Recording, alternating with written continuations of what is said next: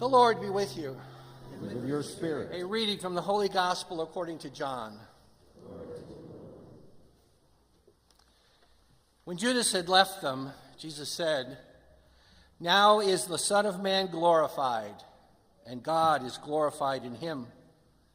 If God is glorified in him, God will also glorify him in himself, and God will glorify him at once.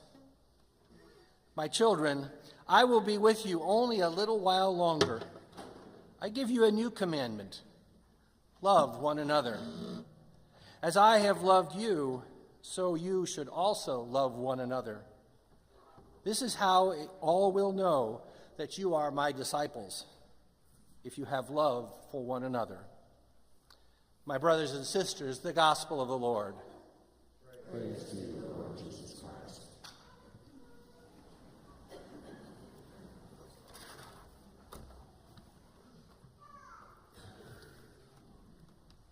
St. John tells us that God's dwelling is with the human race. God's dwelling is with the human race. Our lives are spent in preparation for that heavenly, eternal city that, as St. John describes, is like a bride coming out of heaven.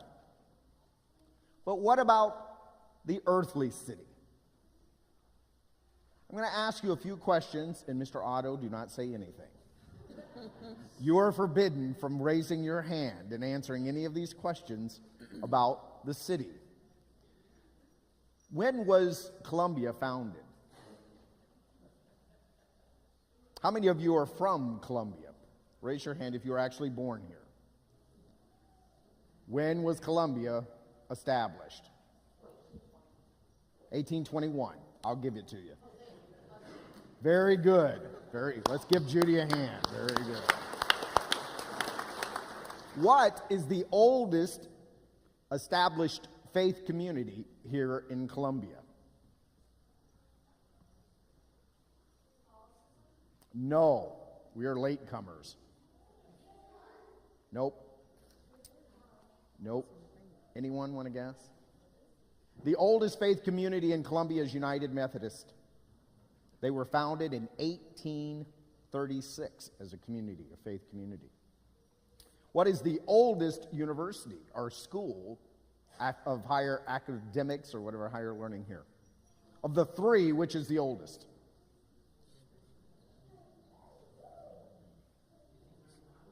No, which one though? No one knows. No, actually they're the latest.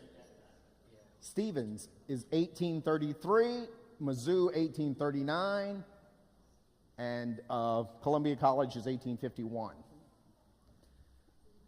You don't know your city very well. Cities are more, though, than just simply populations, and I always find it too interesting, the street names. I want to know who Mr. Clinkscales was. But I actually understand there was a gentleman by the name of Mr. Clinkscales. But anyway, cities are more than just a population of people. It's more than buildings, and it's more than just even avenues and streets. I do find it interesting in America that most of the major cities in our country and still are somehow connected to water.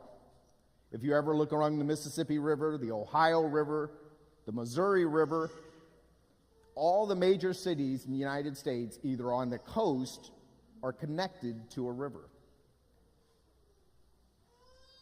And when I was teaching history, when I would get to the 1880s, I would often show my students a PBS series, and if you're really bored for 8 hours, you can watch this. It's called, my students loved it because for 3 days I didn't say anything. Imagine that. But it's called Chicago, City of the Century. And because we were right next to it, it was really a visual for the students to really learn how their city developed. Now, does anyone know what Chicago means? It's an Indian word, which means wild onion, skunkweed. Really, it was not a very pleasant term. In 1840, the population of Chicago was 6,000. In 1900, it was 1.7 million. It grew very rapidly. Now, those of us who are old enough to remember and see how the population explosion of, say California, and how they built all of these suburbs without any kind of foresight on what were they constructing. And look what happened. Chicago was very blessed to have one individual who had a plan, and it's actually called the Chicago Plan, much of which has been long abandoned. His name, which is little known, and I'd be surprised if anyone here knew it, was Daniel Burnham. Has anyone ever heard of Daniel Burnham? Daniel Burnham was the city planner who did one major accomplishment which has never been rolled back. It still exists. He went to his good friend, Montgomery Ward. And there actually was an individual named Montgomery Ward. I found that very interesting. What a name, Montgomery Ward. And he said, as the city is expanding, because we have this huge population coming to the city, let's do something for all of them that preserves it for everyone. And that's, let's keep homes off the lakefront. And to this day, if you've ever enjoyed, how many of you ever walked along the lakefront in Chicago? It's beautiful, isn't it? Thank Daniel Burnham. Because in the city of Chicago, now if you go to Evanston, you go to that cemetery, get to Evanston, then it's a free-for-all. There are all kinds of homes on the lakefront there. But in the city of Chicago, there's no houses. Because he wanted the entire population, not just the wealthy, but everyone to enjoy the lake. I tell you because I think it's important to know, even in a huge metropolitan city, that one individual can make a difference. And in our construction of our heavenly city here on earth, or as St. John describes it that way, each and every one of us can have an impact on what we construct and what we build. St. Paul, in his travel itinerary, and I found that very, I found it very interesting, his cities that he went to. He started out, which is actually not listed, but I went and looked in the Acts of the Apostles. He started in the city of Derbe, went to Lystra, Iconium, Antioch, Pisidia, Pamphylia, Perga, and Attalia. I mean, he's on the move. But it wasn't that he just visited these cities. He transformed them because he established Christian communities, established leaders to continue to build that community even after he was long gone. And ultimately, what Paul and Barnabas do in the preaching of the gospel, in spreading the good news, they literally changed the landscape of those towns as faith communities were constructed and built.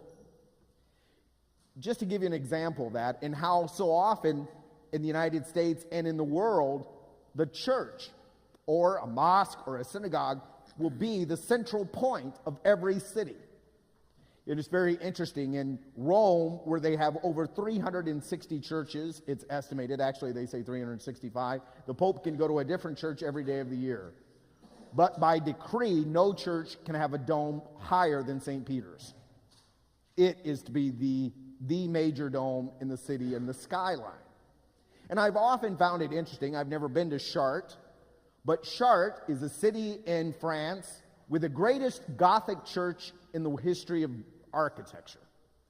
And yet, the city of Chartres was never in a population size more than 24,000. It was a very small city, and yet they built this great monument, not only of their faith, but a monument to God. Religion has a way of changing visually the landscape, but it has to begin with that internal conversion of taking the gospel and believing that our faith has as much to do with the here and now as it does for that life in heaven that we are planning for all eternity with God. And that's where I get that new heavens and a new earth. How are we building and constructing civically, a city in which God dwells here. Because we are told in John's Revelation that God's dwelling is with the human race.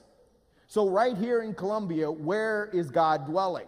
Well, we like to think here, but in our city and in the way we treat one another, in our relations with one another. And I would just simply point out two examples in the scriptures. In the Acts of the Apostles, when they established all these faith communities, Paul and Barnabas and even Peter, one of the things they always say to them, preach the gospel, you don't have to observe Mosaic law, but you have to tend to the needs of the poor. The poor were there just as much a part of their landscape 2,000 years ago as they are today. I don't think anyone in here is smart enough to solve totally the issue of poverty. But it doesn't excuse us from the obligation to do something about it. Just as Paul and Barnabas said, do something for the poor, we too have an obligation to do something for the poor. The second thing I think would model, in a sense, that earthly city, at least from a Christian perspective, and this is a shout out to our former mayor who put bike lanes everywhere, but making it green. When God gave us the earth and said, you have dominion over the earth, there's a responsibility. Because as someone once said, this is the only one we have. And if we destroy it, if we contaminate it, where are we going to go? I just found out last week that they discovered 2 planets that are 1,000 light years away. Well, that doesn't really do me much good. Doesn't do any of us much good. So I think and those are just, again, 2 examples. But I think today in the scriptures we are encouraged to think about how God is dwelling among us here in Columbia in this time, in this place. Is our faith community vibrant and in such a way that it draws people to come to us, to worship with us?